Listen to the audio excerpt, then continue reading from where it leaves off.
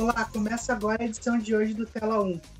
Eu sou Luan Fernandes e começo agradecendo a presença de vocês que me acompanham em mais um telejornal ao vivo. Nossa temporada de 2020 está diferente porque conseguimos exibir ao vivo aqui pelo Facebook da Rede Teia e no Facebook do Jornalismo P. E no Tela 1 de hoje você vai ver: você sabia que a urna eletrônica nem sempre foi do método de votação no Brasil? Quando as eleições se aproximam, é comum que as pessoas se questionem sobre a credibilidade das urnas eletrônicas, gerando assim dúvidas e comparações com o voto por cédula, que permaneceu no Brasil até o ano de 1996. O interesse de jovens pela política cresce a cada ano.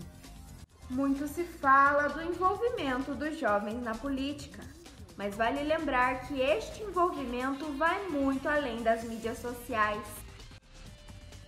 Idosos que forem votar terão horário preferencial. Ser do grupo de risco ou estar em isolamento não tira a obrigatoriedade de votar. A importância de ser mesário e suas funções. Eu já fui por 3 vezes convocada, 2 vezes eu fui presidente e a última vez eu fui segunda mesária. A convocação para mesários esse ano foi um pouco diferente. Em agosto, o Tribunal Regional Eleitoral divulgou em seu site pela primeira vez que as convocações seriam feitas por e-mail, telefone e WhatsApp. Tudo isso você vê a partir de agora ao vivo no Tela 1. E aproveito para te convidar a curtir nosso telejornal, se inscrever no nosso canal e mandar perguntas e sugestões.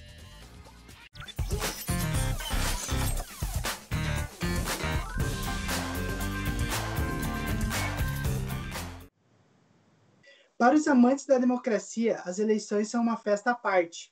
Porém, esse evento nem sempre ocorreu como conhecemos hoje. Entenda como a transição do voto por cédula para a urna eletrônica com as repórteres Caroline Maltaca e Caroline Giotti. O que a senhora acha mais confiável, a urna eletrônica ou o voto por cédula? Com certeza a urna eletrônica. Eu prefiro por cédula. Bom, eu acredito que o voto em urna eletrônica ele é mais confiável. Por urna eletrônica seria mais seguro. Eu tenho bem claro para mim que é através da urna eletrônica. Bom, eu acho que a cédula impressa é um método mais seguro que se tem. Acredito que a urna eletrônica é melhor. Projetos como o do voto impresso seriam bem vistos e dariam mais credibilidade para a eleição. Quando as eleições se aproximam, é comum que as pessoas se questionem sobre a credibilidade das urnas eletrônicas, gerando assim dúvidas e comparações com o voto por cédula, que permaneceu no Brasil até o ano de 1996. O professor de História, Silas Batista, explica melhor como se deu essa transição. A cédula de papel foi um marco porque ela extinguiu o voto aberto. Esse marco facilitou o voto. A cédula de papel provocava também o suspense pelo resultado, dias de contagem para se chegar ao resultado final da eleição, e sempre gerou dúvidas diante de possíveis fraudes, troca de cédulas maculadas por cédulas realmente usadas pelo eleitor.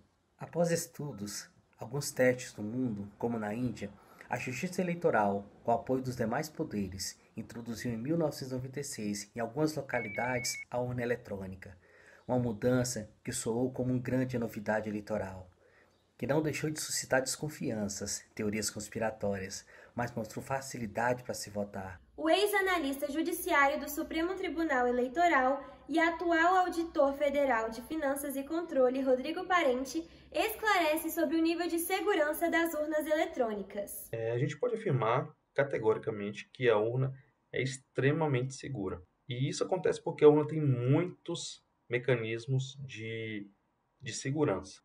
No dia da votação, as urnas são sorteadas e elas são buscadas onde elas estiverem, levadas para o tribunal. As pessoas vão votar naquela urna, sendo filmadas, e o total de votos daquela urna tem que ser igual a um total já pré-estabelecido. Se não for igual, existe alguma coisa errada no software da urna, e a eleição, nesse caso, deveria ser anulada.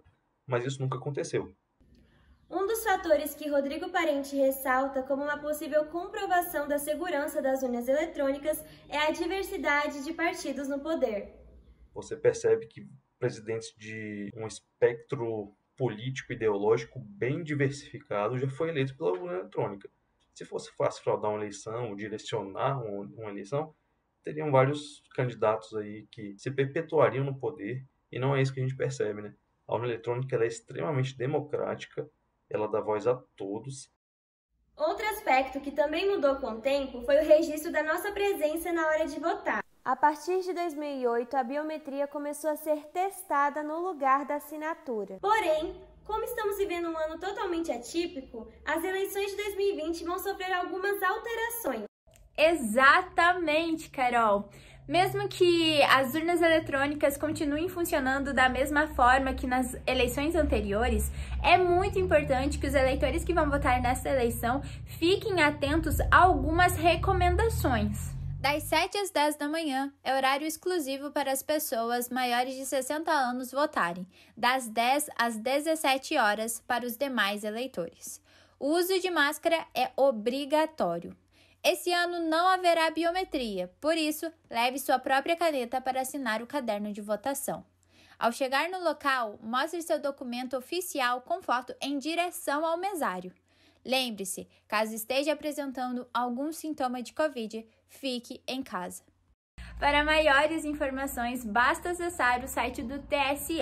Lá você vai tirar todas as suas dúvidas. E mais um recadinho? Vote! Vote porque dessa forma você está utilizando um direito que é dado a você. O interesse e envolvimento de nós jovens na política reflete em eleições, manifestações e no nosso cotidiano. Saiba como na reportagem de Beatriz Reis. Muito se fala do envolvimento dos jovens na política, mas vale lembrar que este envolvimento vai muito além das mídias sociais. O interesse dos jovens pela política se refletem em manifestações, eleições e na vida cotidiana. O interesse pela política começou no ano passado, quando eu tinha 19 anos. Eu participei do Parlamento Universitário, que é uma simulação de como acontece o sistema legislativo no nosso Paraná, e ali eu tive a experiência de conhecer realmente como que é o trabalho na política, como o político trabalha.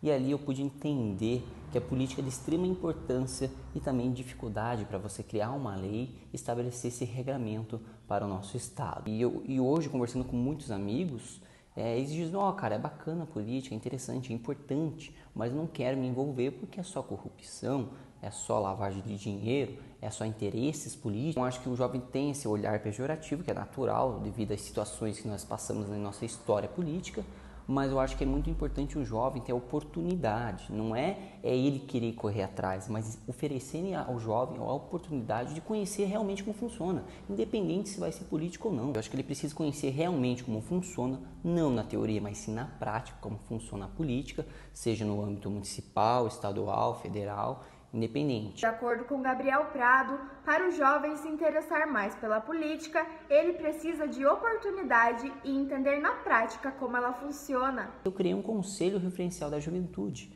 junto com meu colega, a fim de quê? De instruir aos jovens na prática de como funciona a política. E, é claro, aos que desejarem, entrarem na política, seja como vereador, prefeito, deputado, seja lá o que for. Para a vitória, além da presença dos jovens, é necessária a presença feminina na política. Mulheres precisam falar com outras mulheres sobre política e principalmente buscar direitos que favoreçam as mulheres e direitos que tentam realmente propagar a equidade entre gêneros, porque não estamos mais no século XVI, estamos no século XX, onde mulheres merecem ser ouvidas e mulheres deveriam ter a sua representatividade. E como somos a maioria do Brasil, é só com a união e realmente o debate de mulheres para mulheres que vamos conseguir mudar isso. Uma das coisas que é muito falha na sociedade é não ensinar política nas escolas. A estrutura política do Brasil, como ela é formada, o que faz o executivo, o que faz o presidente, um vereador pode fazer isso, ou melhor, um senador, ele pode fazer aquilo. Eu acho que a estrutura política ela deveria ser totalmente ensinada nas escolas desde pequeno, desde o ensino fundamental até chegar no ensino médio. Nesta eleição, os idosos que irão votar terão horário preferencial e outras prioridades. Veja mais na reportagem de Tamires Canderra. Ser do grupo de risco ou estar em isolamento não tira a obrigatoriedade de votar. Segundo o Tribunal Regional Eleitoral, os eleitores que estão no grupo de risco do contágio da Covid-19 terão um horário especial para votar, das 7 horas às 10 horas da manhã. Mas será que os eleitores concordam? Sim, concordo. Horário especial para pessoas idosas vai fazer a diferença. O distanciamento, uso de máscara, álcool gel e levar rigorosamente tudo certinho, não tem problema nenhum. A medida foi pensada principalmente para os idosos a partir dos 60 anos que estão com medo de ir às urnas votar. Caso o eleitor apresente febre ou outro sintoma do Covid-19, precisa justificar o voto com a comprovação médica. A justificativa deve ser feita até 60 dias. Vale lembrar que as eleições do primeiro turno estão marcadas para o dia 15 de novembro e, caso ocorra a necessidade do segundo turno, será realizado no dia 29 de novembro.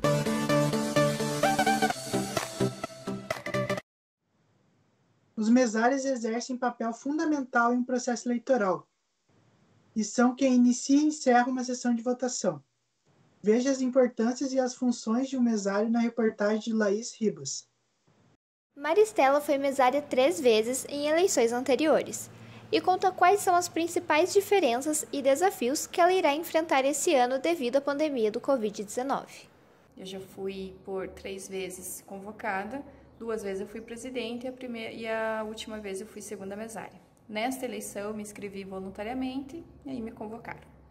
O horário. As eleições passadas eram das 8 às 5. Este ano será das 7 às 5, porque terá um horário preferencial das 7 às 10 para o pessoal do grupo de risco Covid. A eleição passada, era disponibilizada a caneta na hora para cada um, agora esse ano por questão de segurança não. Nós, mesários, era disponibilizado para nós um lanchinho, porque nós ficamos o dia todo lá. Agora, acho que não sei como que vai ser, não explicar isso no treinamento, porque nós não estamos proibidos de comer nada, não pode comer nenhum alimento dentro da sala.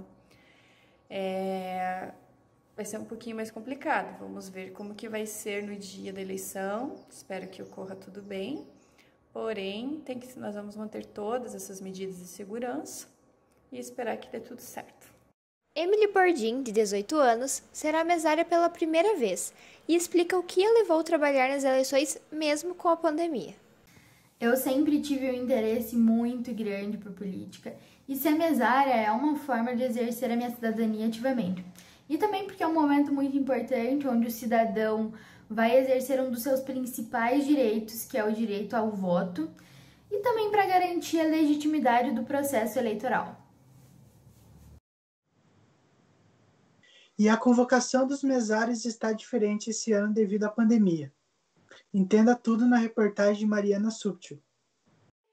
Em agosto, o Tribunal Regional Eleitoral divulgou em seu site pela primeira vez que as convocações seriam feitas por e-mail, telefone e WhatsApp. Nos anos anteriores, elas eram feitas via correspondência. Além dessa mudança, o treinamento passa a ser feito totalmente online, através do aplicativo gratuito Mesários. Nele são disponibilizados cursos e questionários para preparar e informar quais são os procedimentos no dia das eleições. O aplicativo também disponibiliza uma aba para os leitores, com informações sobre o processo eleitoral.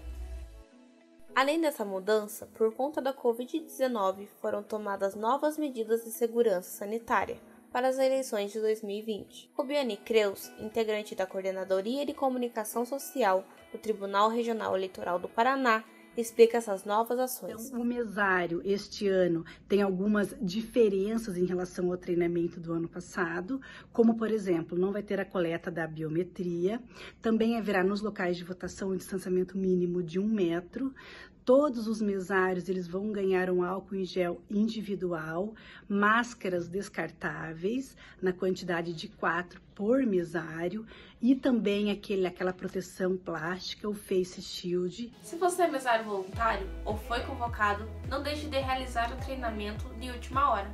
O prazo final é no dia 14 de novembro. Não se esqueça que o primeiro turno das eleições acontece no dia 15 de novembro, das 7 horas da manhã até as 5 da tarde. Caso haja segundo turno na sua cidade, ele será realizado no dia 29 de novembro. Lembrando que o horário das 7 às 10 da manhã é preferencial às pessoas com 60 anos ou mais.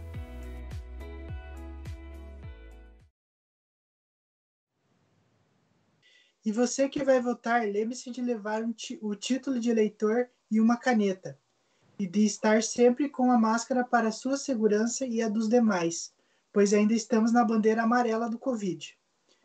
E assim nós encerramos mais um Tela 1 ao vivo pelo Facebook da Rede Teia e no Facebook do Jornalismo P. Comente aqui na postagem se você gostou do nosso telejornal e sugira assuntos para as próximas edições. Se puder, fique em casa, mas se precisar sair, use máscara. Uma ótima semana a todos e até mais.